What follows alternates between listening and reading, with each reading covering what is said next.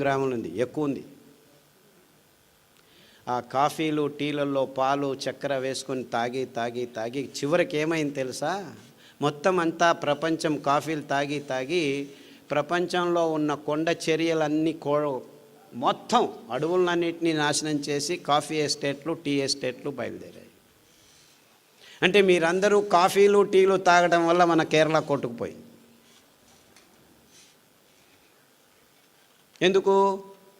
కాఫీలు టీలు పెంచాలంటే కొండ చర్యల్లోనే, మన దేశమే కాదు మొత్తం ప్రపంచమంతా ఇది జరుగుతుంది. ఈ కాఫీలు టీలు ఇంత ఎక్కువగా ఎందుకు పెంచారు? ఆ కాఫీలు టీలు పెంచేదానికి ఫర్టిలైజర్స్ వాడాలని ఈ ఫర్టిలైజర్ కంపెనీలు దీనిలను తెచ్చి కూర్చోబెట్టాయి. పెద్ద పెద్ద పెద్ద కంపెనీలు పనిచేస్తున్నాయి. అంటే మొత్తం ప్రపంచమంతా కాఫీలు టీలు తాగేట్టు చేస్తే మేము ప్రతిరోజు మీ నోట్లోకి పోతున్న ప్రతి ఒక్క చుక్క నుంచి డబ్బులు చేసుకోవచ్చు. చూసుకోండి, ఇది ఎవ్వరికీ అర్థం కావట్లేదు. We don't need coffee, we don't need చక్కెర, వీ డోంట్ నీడ్ పాలు, అన్నీ భయంకరమైన పదార్థాలే. కానీ ఏ ఒక్క విజ్ఞాని ఇంతవరకు మీకు చెప్పట్లేదు. ఎందుకు చెప్పట్లేదు?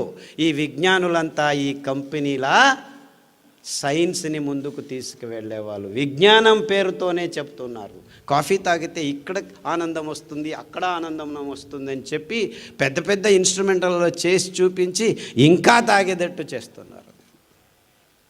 కానీ మీరు బానిసలు అయిపోతున్నారు, మన పర్యావరణం నాశనం అయిపోతుందని ఏ ఒక్కరూ కనెక్ట్ చేసి చెప్పట్లేదు.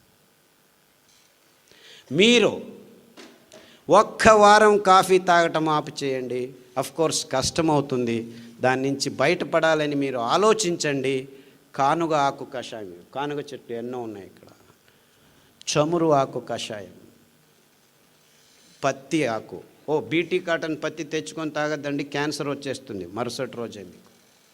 నిజమైన పత్తి చెట్టు 20 సంవత్సరం పెద్దగా పెరుగుతుంది అది. ఆ ఆకుల కషాయం తాగితే మీలో ఉన్న హార్మోన్ అసమతులనము 6 వారాల్లో మీ దేహం నుంచి దూరం అవుతుంది. 6 నెలల్లో మీ మీతు మీద ఉన్న మీసాలు రావటం ఆగిపోతుంది. మీరు బ్యూటీ పార్లర్కి వెళ్ళాల్సిన అవసరం లేదు. రావి చెట్టు చుట్టూ మీరు ప్రదక్షిణలు చేస్తే చాలు, అందులో ఉన్న నానో పార్టికల్స్ మీ అసమతులనాన్ని నాశనం చేస్తుంది, సమతులనం చేస్తుంది. ఇంతకుముందు మనం దేవాలయాల్లో రావి చెట్లు కట్టుకొని దాని పక్కన ఒక వేప చెట్టు వేసి లక్ష్మీ విష్ణు అని పేరు పెట్టుకొని దాని చుట్టూ తిరిగితే ఇన్ఫ్యాక్ట్ పిల్లలు పుట్టని వాళ్ళకి పిల్లలు పుట్టేవాళ్ళు. అదే నా దగ్గరికి వచ్చిన 1000 మందికి రావి ఆకు కషాయం, వేప ఆకు కషాయం, జామ ఆకు కషాయం తాగించి అందరి అసమతులనాన్ని 100కి 100 మందికి పిల్లలు పుట్టేటు. ఐవీఎఫ్లో అవసరం లేదు, బీఈవీఎఫ్లో అవసరం లేదు, ఏమీ అవసరం లేదు. వీర్యం లేదు, పెళ్ళయింది 10 సంవత్సరాలైంది, పిల్లలు పుట్టడం లేదని మగవాళ్ళకు చూపించకుండా ఆడవాళ్ళకు మాత్రమే చూపిస్తుంటారు. ఈ డాక్టర్లు కూడా మగవాళ్ళకి వీర్యకణాలని పెంచే స్తోమత లేదు, మందులు లేవు, సో నీతో ఏం పని లేదు, మాకు నీతో ఏం లాభం లేదు, ఆడవాళ్ళకి ఇది చేస్తాం, అది చేస్తాం, ఇది చేస్తాం, అది చేస్తాం, ఈ హార్మోన్ అని గబ్బులేపేసి వాళ్ళ ఆరోగ్యాన్ని చివరికి పిల్లలు పుట్టడం లేదు, ఐవీఎఫ్ చేస్తాం. ఇక్కడ యాక్చువల్లీ ప్రాబ్లం వచ్చి వీర్యకణాలు లేవు, ఇక్కడ 0 అయిపోవచ్చు. వెంట్రుకలు లేచిపోతున్నాయి. బట్టతలు ఆడవాళ్ళలో 100కి 2 అయితే మగవాళ్ళలో చెప్పాల్సిన పని లేదు. 100కి 80 మందికి బట్టతల, 20 సంవత్సరాలకే 100కి 30 మందికి బట్టతల. దీనికి కారణం మీరు తాగుతున్న నీళ్లు, చచ్చిన నీళ్లు తాగుతున్నాం మనం. ఎప్పుడైతే పారుతున్న నీళ్లు తాగుతామో అది స్ట్రక్చర్డ్ వాటర్గా ఉంటుంది. మనం నీళ్ళని నిలవ కొట్టి తెచ్చి ట్యాంకుల్లో, పాంకుల్లో, ప్లాస్టిక్ డబ్బాల్లో వేసుకొని ప్లాస్టిక్ నానో పార్టికల్స్తో తాగి మన చిన్న పేగుల్లో ఈ ప్లాస్టిక్ నానో పార్టికల్స్ కోట్ అయిపోయి నీళ్లను పీల్చుకోకుండా నీళ్లను దూరం చేసి హైడ్రోఫోబిక్, మన చిన్న పేగులు హైడ్రోఫిలిక్ ఉండాలి, అంటే నీళ్లను బాగా పీల్చుకునేట్టు ఉండాలి. అందు మీద నారు, పీచు పదార్థం కోట్ అయి ఉంటే నీళ్లను పీల్చుకుంటాం. కానీ ప్లాస్టిక్ కణాలు కోట్ చేసుకుంటున్నాం. నీళ్లు ప్లాస్టిక్ డబ్బాలే, నూనె ప్లాస్టిక్ డబ్బాలే, పాలు ప్లాస్టిక్ డబ్బాలే, ఇంకేమిటి దోశలు కూడాను ప్లాస్టిక్ పెన్నాలే. ఇంకెందుకు ఇప్పుడు సాంబార్లు ఇది అది ప్లాస్టిక్ కవర్లలో వేసుకొని అందరూ ఈ గోబీలు ఆ గోబీలు అంతా ప్లాస్టిక్ కప్పులు, ప్లాస్టిక్ ప్లేట్లు, ప్లాస్టిక్ బాటిల్స్, ఇంతెందుకు నూనె కూడాను ప్లాస్టిక్, తేనె కూడాను ప్లాస్టిక్, ఊరగాయలు కూడాను ప్లాస్టిక్. ఇంతెందుకు ఆయుర్వేద చూర్ణాలు మందులు కూడాను ప్లాస్టిక్ డబ్బాల్లో టన్నులు ఇచ్చేసి ఇది తీసుకుంటే అది బాగవుతుంది, అది తీసుకుంటే వెంట్రుకలు వస్తాయి, ఈ ఆయిల్ ఈ ఇక్కడ వెంట్రుకలు ఊడిపోతుంది. లోపల నుంచి సెలీనియము, జింకు, కాపర్ ఇలాంటి లవణాంశాలు పీల్చుకోలేక వెంట్రుకలు పుట్టుపుట అని ఊడిపోతుంటే బిఫోర్ ఆఫ్టర్ రండి మేము కూర్చుతున్నాము అంటే వీడు దేవుడు ఇచ్చినట్టువే ఉండడం లేదు, ఇంక వీడు కూర్చున్నట్టు ఉంటాయి. 6 నెలలు మళ్ళా రా, నేను ఎందుకు ఉండేది? ఈ కృతక అంశాలని సైన్స్ అని బింబించి పెద్ద పెద్ద పెద్ద పెద్ద ప్రకటనలు, ఎంత వైజ్ఞానికమైన విషయాన్ని ఈ విజ్ఞానులు అని పేరు పెట్టుకొని తజ్ఞులు మమ్మల్ని అందరినీ ఇలా మోసాలు చేస్తున్నారని ఏ ఒక్కరూ చెప్పలేదు. ఇదంతా పచ్చి అబద్ధాలు. పాలు తాగండి అని చెప్పడమే ఒక పెద్ద అబద్ధం. అది పరిపూర్ణ ఆహారం అని మన విజ్ఞానపు పాఠ్యపుస్తకాల్లో రాసుకొని రారాజిస్తూ వీళ్ళు సైన్స్ నడుపుతున్నారు. తల్లి పాలు తప్పని నోటికి ఏ పాలు పోకూడదు అని నిజమైన వాక్యం అది. పాలంటే ఏమిటి? తల్లి స్తనం నుంచి నేరుగా పిల్ల నోటికి పోవాల్సిన అద్భుతమైన అస్థిర పదార్థం. 1 నిమిషంలో మారిపోతుంది, అది నేరుగా వెళ్ళాలి మీ స్తనం నుంచి పిల్లోడి నోట్లోకి.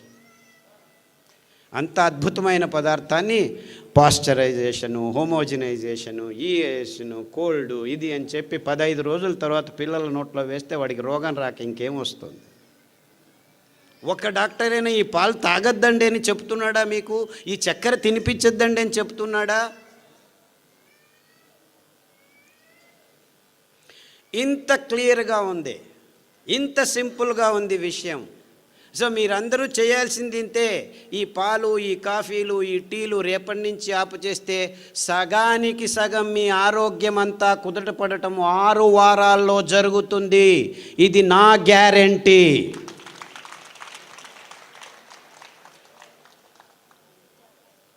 తాగేదానికి అందరం ముందుండి తాగుతున్నాం.